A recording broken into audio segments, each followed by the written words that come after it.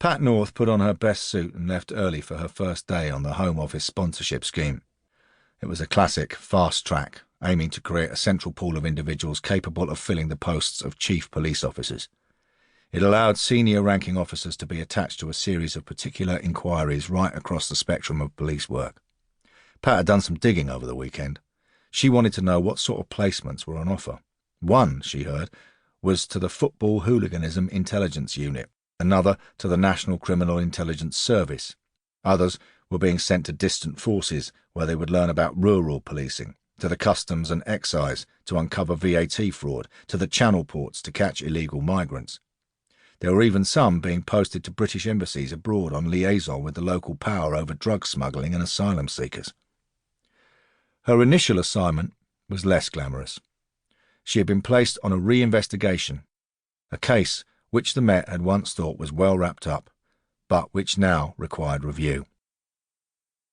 Today they were to be briefed by the team leader, Detective Chief Inspector George Allard. It had been a hell of a struggle to clear her desk at Vice over the weekend, and she couldn't understand why Bradley had fired her into the scheme at such short notice. Had there been a last-minute dropout? Well, it didn't matter. She was in and furthering her career. That was the main thing. She entered the conference room. Two men in suits were sitting over steaming cups at a long central table. Coffee and biscuits were available by the wall. North greeted her new colleagues, Detective Inspectors Les Pilling and Doug Collins. "Can I get either of you a top-up?" she said, glancing at their cups. They refused, and she was helping herself to coffee and a jammy dodger when the door opened and a fit-looking grey-haired man in his mid-50s entered after ushering in a companion very well known to North, the black and stunningly beautiful Detective Constable Vivian Watkins. I just can't understand it," he was saying to Watkins. "I'm eating low-fat everything and exercising every morning, and I'm still the same weight." "Have you tried cutting out carbohydrates? Because I do remember when North turned with her coffee and caught the newcomer's eye. "Hello, stranger," Vivian called out. "Vivian, what are you doing here? I could ask you the same thing." Watkins drew North forward by the arm. "Sir, this is Pat North. Pat, DCI George Allard." They shook hands and Allard smiled. His face had a slightly battered look, and North had the impression of a straightforward copper of the old school. The same school Walker had banged on about on the night of his birthday. But this example was milder than Walker, and though probably not as intelligent, better organised and much better mannered. That, however, would not be difficult. "I gather you're on the Home Office sponsorship scheme," commented Allard. Watkins raised an eyebrow as she crossed to get a coffee. North shrugged.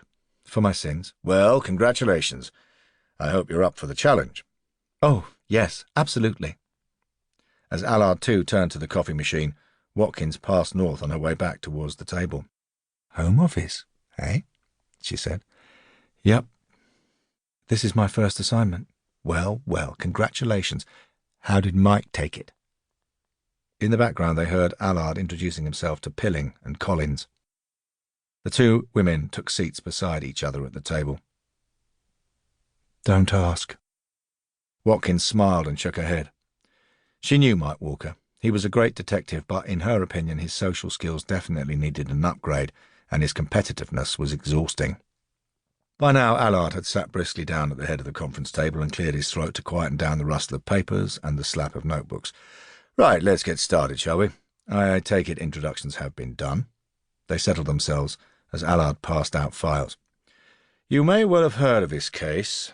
James McCready, sentenced to life 8 years ago for the murder of his partner, Gary Meadows."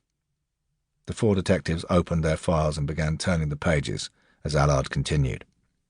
"The Commissioner has agreed to reinvestigate because several new pieces of evidence have recently come to light. Fiona Meadows, daughter of the deceased, was the only eyewitness to the crime, but she was only 7 at the time and too traumatised to give evidence at McCready's trial. She has now come forward with a statement about events leading up to the murder which supports McCready's claim that the stabbing was an accident." Allard spooned sugar into his coffee, stirred and took a hurried, noisy slurp. "As well as this, it's been brought to our attention that the prosecution pathologist, Dr. John Foster, whose evidence played a large part in convincing the jury of McCready's guilt, has recently, in a very similar case, argued a directly opposing view to the one he gave at McCready's trial. The files had a photocopy of a cutting from a broadsheet newspaper and a picture of the celebrated pathologist. The photo caption read, "Foster, controversial evidence in murder trial."